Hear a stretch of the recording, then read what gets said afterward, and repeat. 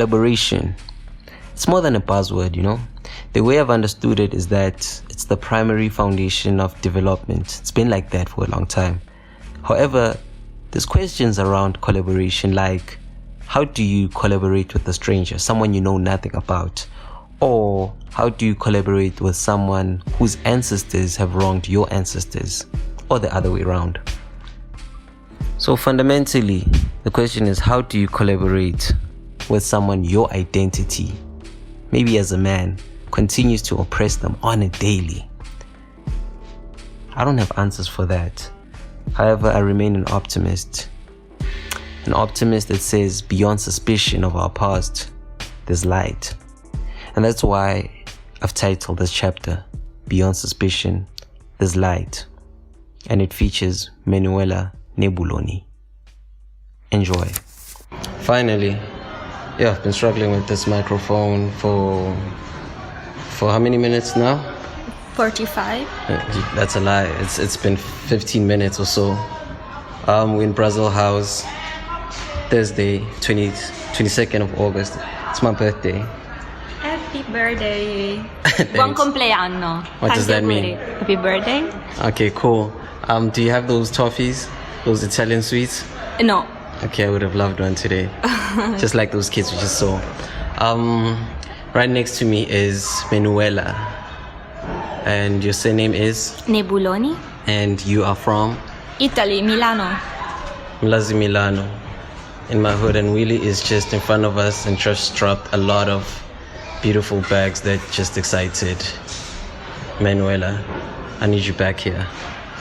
I know. Oh, what's that? No, I need you back. I don't have too much time for this recording, so I need your attention. I need your attention. You know, our women and bags. I mean, you've been here before me. How many days before me? I would say 5 days, 6 days. Before me? Yes. Okay, cool.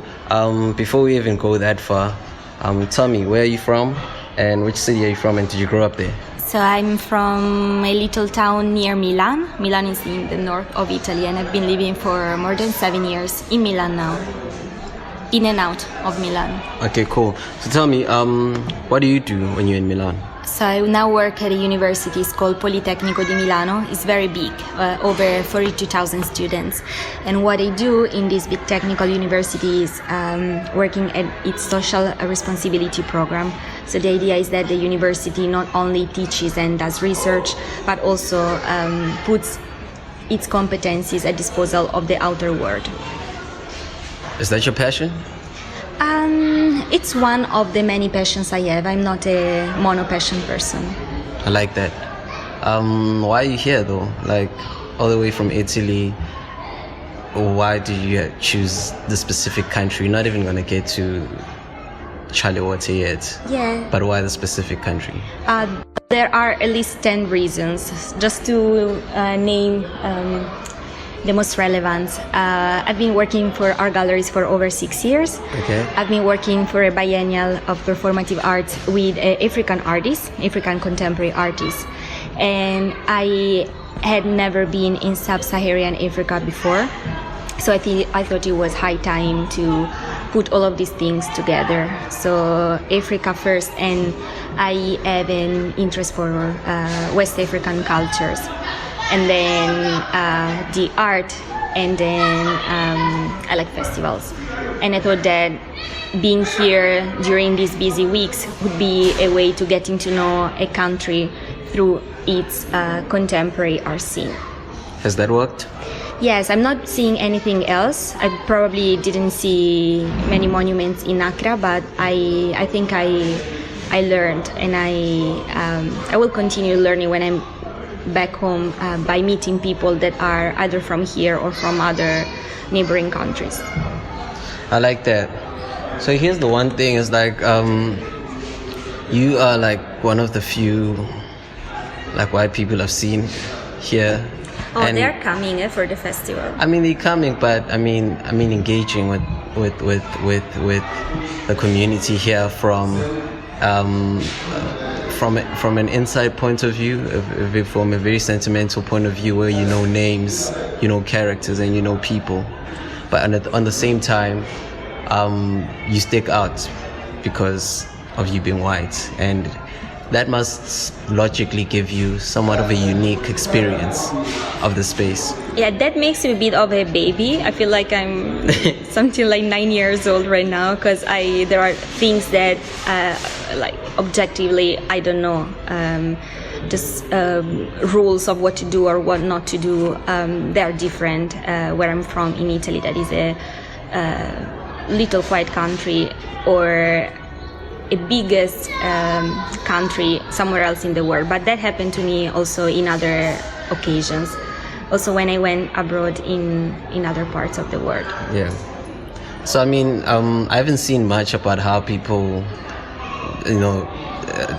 react to you or your presence or whatnot, because we've been working, and at that point nobody cares who you are, where you're from. It's about work. I think I experienced something like 12 hours of suspicion in my regards, and after those 12 hours it has been what do you mean by suspicion? Like, okay, what are you doing here? Why are you here? Who are you? This kind of thoughts. And then, yeah, seriously, no more than 12 hours of this, and then yes. I mean, there is that suspicion, especially because this is a very African space, practices as well, and a lot of what is celebrated is somewhat of a progressive reaction towards colonization. And here you are, with your skin color, a representation of that, what we trying to progress from, and that must be a very tricky situation for you to be in a way. Do you have awareness of that? It's just that now the parts are inverted, because I'm here to learn from here, and I'm here because there's something about blackness and Africa in general, West Africa and Ghana in particular, I'm very attracted to, and I want to learn from. And also, yes, it is true that this is a very African environment, and I believe that it should stay and remain as such. That's also why I had to insist a bit with the festival, I think. Like, please can I come? And then the next month, please can I come? And then please, I really would like to come. So I think I had to work my way here. And I agree that there should not be too many people that are not from Ghana or Africa.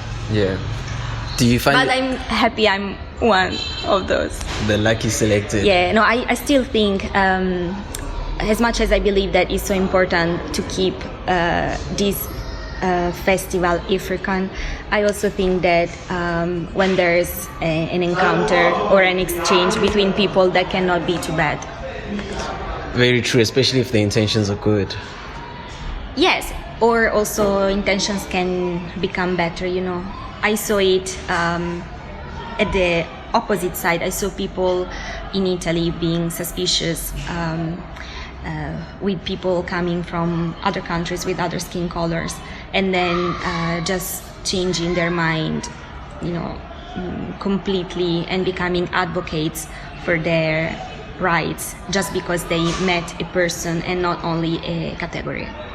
Okay, cool. I'm gonna stop this just to check if it's recorded. So yes, you make a quite interesting statement there about how even in Europe, when other people come through, they're held with suspicion. But for me, it's like, over here, there is a valid reason why there would be suspicion, right? In Europe, why do you think there would be that suspicion? There's always a suspicion when there are ways of behaving that are different. I think, yes, there are habits that are very different. There are languages that don't make easy for people to communicate, and that makes people just not feel comfortable because they cannot communicate. Cool. Another thing is, I know and I've seen how intentional you are about things. You do a lot of research. You do a lot of research. You know exactly what you want to ask. Sometimes not in a way that you're able to articulate yourself fluently, because English is not your first language, as it is not a lot of people's first language here, you know what I mean? So there is that struggle to articulate yourself. But one thing I've noticed is that you respect what you do so much and what you want to find out, that you do a lot of and extensive research in it. And for me is, I want to know, coming here, what was it that what you were looking for? Yeah, I would not call it a research. I think that I'm a curious person. That's part of my person. I've always been since I was like 6 years old probably. So I like to know things that I don't know, and I feel attracted from what is diverse or different from me, rather than feeling scared. Mm-hmm. So that's why I ask questions, and I'm happy to also answer questions in my regards. And what was I looking for? I think I was generally trying to get to know more artists that are based here, whose names maybe I never came across, just because they didn't have a channel that I could get through. And I found this for sure. And it's not only about art. I think that art speaks for a country. So yeah, I wanted to try and get to know something about Ghana through the art scene. 3 days ago. Yes.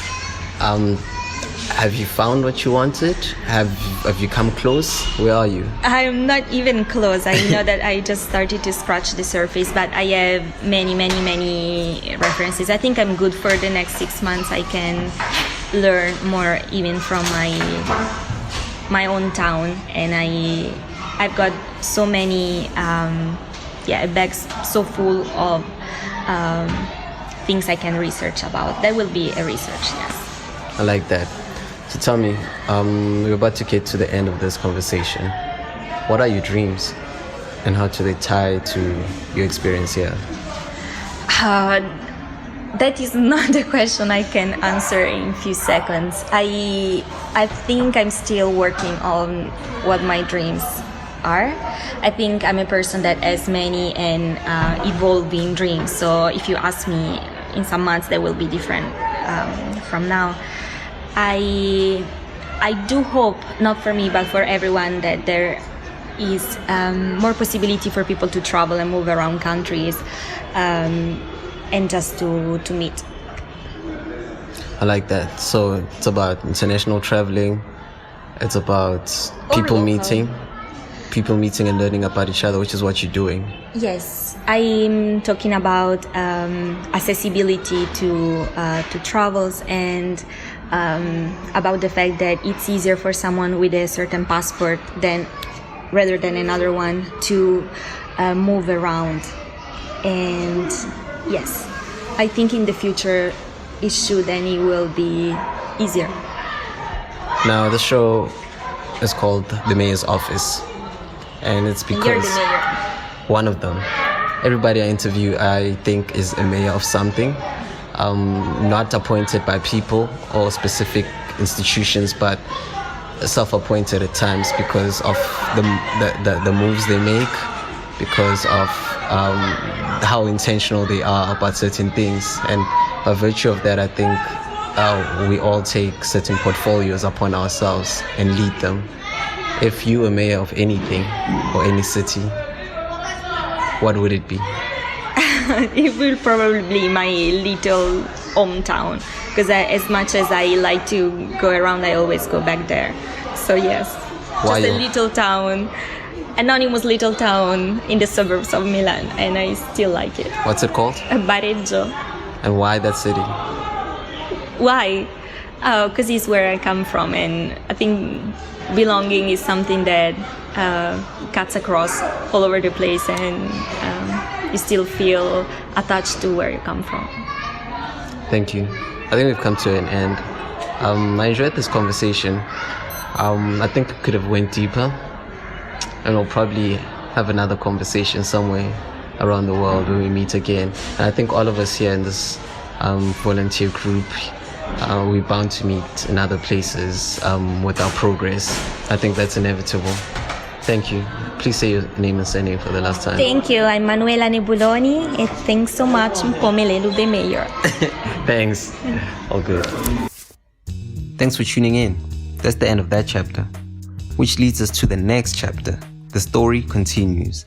So wherever you're watching or listening to this from, please press the subscribe button and share with your people. Plus, you can comment or leave a review. That would be dope. This podcast is still produced with other amazing storytellers, starting off with the visual direction by Studio Dirty Native. The visual podcast I interpreted to South African Sign Language by THULI ZIKALALA from Yellow Owl, who still happens to be one of 11 SASL accredited South African Sign Language interpreters. The music, scoring, and final mix is produced by xSipping of Father Ape Studios. Needless to say, he's still doing his thing. The social media and project rollout strategy is by Eric Ipalebo Thomas. Thanks for listening and enjoy your day.